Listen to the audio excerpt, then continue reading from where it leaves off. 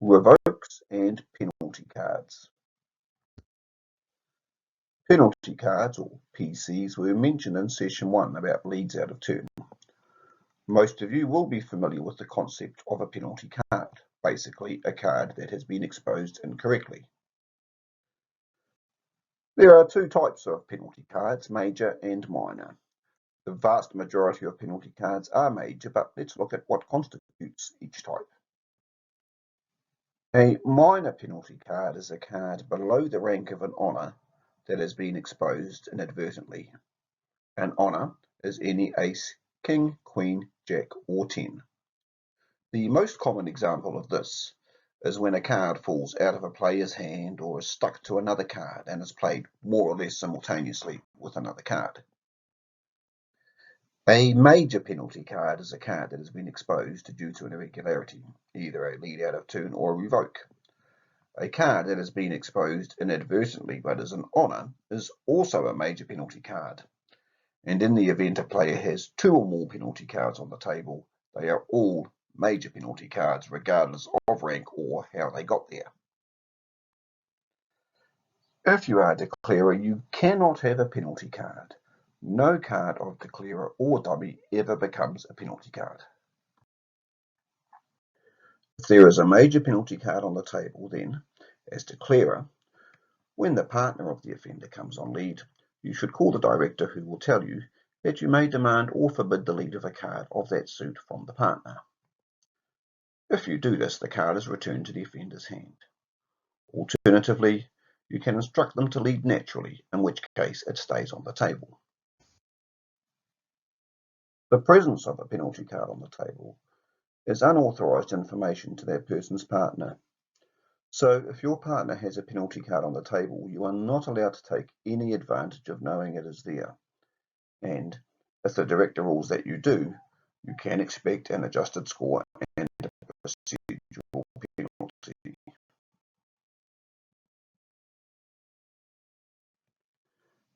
A major penalty card must always be played at the first legal opportunity. So, if you have a major penalty card on the table and you can't follow suit, you must play the card, as much as it may pain you to do so. That means if you are a declarer and you can see an opportunity for this card to be discarded when it might otherwise have done some damage, you can take advantage of it. We'll look at an example later. If you get on lead when you have a major penalty card on the table, you must lead it. Declarer has no additional options here. I should mention here that if you have a major penalty card and you play a card out of your hand, which may include leading, when you should have played the penalty card, the declarer can choose to accept that card as the one played. If they don't, you would have to play the original penalty card, and the card you tried to play instead becomes a major penalty card. In the rare event there is a minor penalty card on the table, the rules are different. There is no lead restriction as there is for a major penalty card, but again, the existence of that card is unauthorised information, and the partner must lead naturally with the possibility of an adjusted score and procedural penalty if the director judges that they use the unauthorised information to their advantage. The other difference is that a minor penalty card does not have to be played at the first legal opportunity. If you have, for example, the 8 of hearts on the table as a penalty card and declarer leads a heart, if you have an honour in hearts, you may play that instead and leave the 8 on the table. However, you would not be allowed to play another card below the rank of an honour instead of the 8. Don't feel bad about taking advantage of a major penalty card being on the table. Let's say you are in 3-no trumps, and with 5 cards left you hold the following: Jack 10, 9 of spades, 5 of hearts, 10 of diamonds. The Queen of Diamonds is on the table as a major penalty card. There are 2 more spades out, but you hold the top 3. The Queen of Diamonds is the best diamond. So, playing the 3 spades and forcing the Queen of Diamonds to be discarded so you make your 10 would be a sensible play. It may feel a bit wrong, but you are entitled to do this. It does occasionally happen that there are 2 or more penalty cards on the table from the same player. This could be because they dropped 2 cards by accident, or, more commonly, that they have failed to play a major penalty card on the table. If there are 2 penalty cards on the table, and remember that as soon as there are 2 penalty cards, they are major penalty cards regardless of their rank, then when it comes time to play one, it is up to declarer to choose which one. Of course, if, for example, one is the 8 of hearts and the other is the 6 of spades, and a spade is led, the 6 of spades would have to be played. But if they can't follow suit or are on lead, declarer chooses which one is to be played. In terms of lead restrictions, it goes like this. If all the penalty cards are in the same suit and declarer prohibits or demands the lead of that suit, all the penalty cards are picked up. If the penalty cards are in different suits, declarer can demand or forbid the lead of one of those suits, in which case the penalty card in that suit gets picked up. The declarer could also forbid the lead of all the suits, in which case all the penalty cards are picked up. Hopefully, the rules around playing a penalty card then are clear. We have already looked at leads out of turn causing penalty cards, so now let's look at another common infraction or irregularity, revokes. The change to the revoke law back in 2017 was, I believe, the best change that was made. It changed the definition of when a revoke becomes established and made it possible to be able to correct it. Similar to the rule with an insufficient bid being able to be changed to a comparable call, it meant there was less penalty for making a simple error. A revoke is only established when the person who made the revoke or their partner plays to the next trick. So if you have a heart in your hand and a heart is led and you play a spade, you have until you or your partner plays to the next trick to say, I've revoked. At that stage, the director will be called and you can substitute the spade for the heart. And the spade is a major penalty card and the rules around lead restrictions apply. There is no cause for adjustment. All cards played subsequent to your spade can be picked up and changed. If you are declarer, you still do the same, but of course you can't have a penalty card. The subsequent cards can still be played after you have corrected yours, and in this case, any cards the opposition played is authorised information to their partner, but unauthorised information to you. However, if a revoke has been established, it is too late to change the incorrectly played card with a legal one. There is no need to call the director at this point, but you should politely inform your opposition that you believe there has been a revoke. Call the director at the end and make sure that nobody touches their cards until the director arrives. It is an enduring frustration to me as a director that I arrive at a table and there are cards turned face up, higgledy-piggledy, or even worse, shuffled and put away. If this latter happens, I will rule in favour of the other side. So, if nothing else comes out of this, remember that if there is a query about a revoke, to not touch your cards until the director gets there.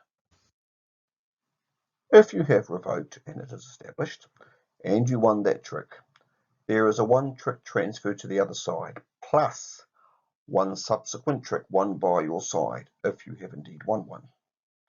It is important to note that it must be the revoke card that won the trick.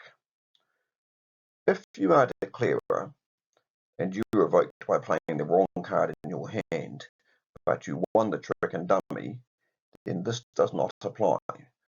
Similarly, if you are defender and your partner won the trick, this does not apply.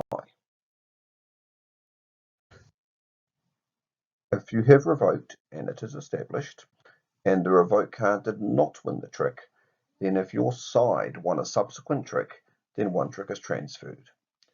If you didn't win that trick and your side didn't win any more tricks, then there is obviously no damage, so no adjustment needs to be made.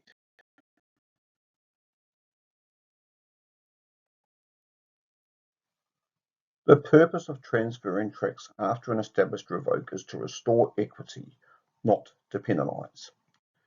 When assessing any adjustment to a score, the key consideration for the director is to award the result that would have been made had there been no irregularity. much like the situation with the hesitation. If the opposition have revoked and, because of that, you lost more tricks than the law transfers to you, you need to tell the director and explain what would have happened without the revoke. Let's look at an example. Let's say you are North and declare and 3 no trumps. You are on lead and after 6 tricks, these are the hands.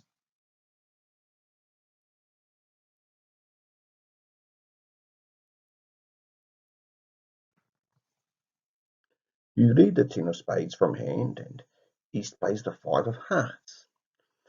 So you now put up your ace and win your 2 heart tricks and then play the 6 of diamonds. This is won by West, who plays a club to East's king and queen, who then, to your great surprise, cashes the king of spades. End result is you have won 3 of the tricks and East-West have won 4. The player who revoked didn't win the trick, so there is an automatic transfer of 1 trick, meaning you have now won 4 of them. However, had the revoke not occurred, you would have won 6 of them. So, the score you will enter will be the result. You lead the 10 of spades from your hand and East plays the 5 of hearts. So you now put up your ace and win your 2 heart tricks, and then play the 6 of diamonds. This is won by West, who plays a club to East's king and queen, who then, to your great surprise, cashes the king of spades. End result is you have won 3 of the tricks and East-West have won 4. The player who revoked didn't win the trick, so there is an automatic transfer of 1 trick, meaning you have now won 4 of them. However, had the revoke not occurred, you would have won 6 of them. So the director will work out what the result would have been had you won 6 further tricks as you should have, and instruct you to enter that as the result. On the flip side, a revoke may occur and 1 or 2 tricks are transferred as per the law, but in actual fact, the revoke made no difference at all to the result. This is more common than you might think. In such a case, you can advise the director that you wish to waive this. But this is not something that is commonly done. While I don't have any qualms about taking advantage of opposition's mistake to get a better result, such as a lead restriction or making them dispose a penalty card, I personally always waive the trick transfer if it is clear that the revoke made no difference to the result. I'm not saying you should all do this, but you might wish to consider it. To finish today's session, let's answer the question of whether or not dummy can revoke. As you saw in the session on dummy's rights and restrictions, dummy has an obligation to not revoke. So if declarer calls for a card of a different suit to the one that should be played, dummy is obliged to point this out, so declarer plays a correct card. However, it is possible for dummy to revoke. If, at any stage during the play of the hand, or at the end of the hand, it is noticed that dummy has 1 less card than everyone else, play stops until that card is found and restored to dummy.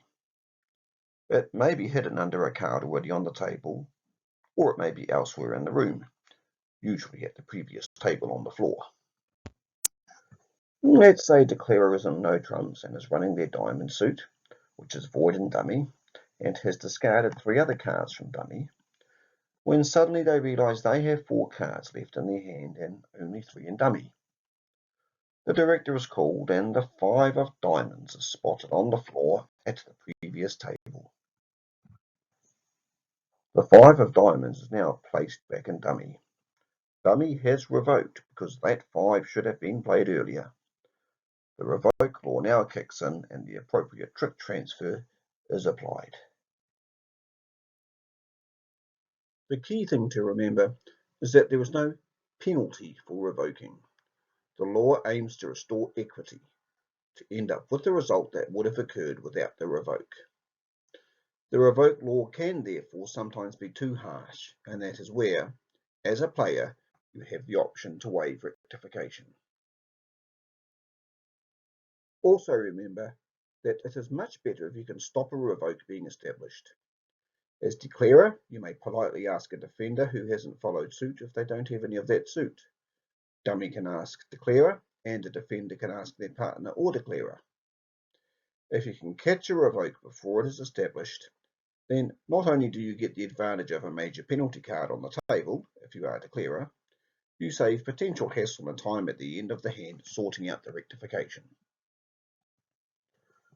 Next session we are looking at the somewhat controversial and complicated topic of misinformation. Please keep questions coming on the forum. Wishing you all a revoke-free week.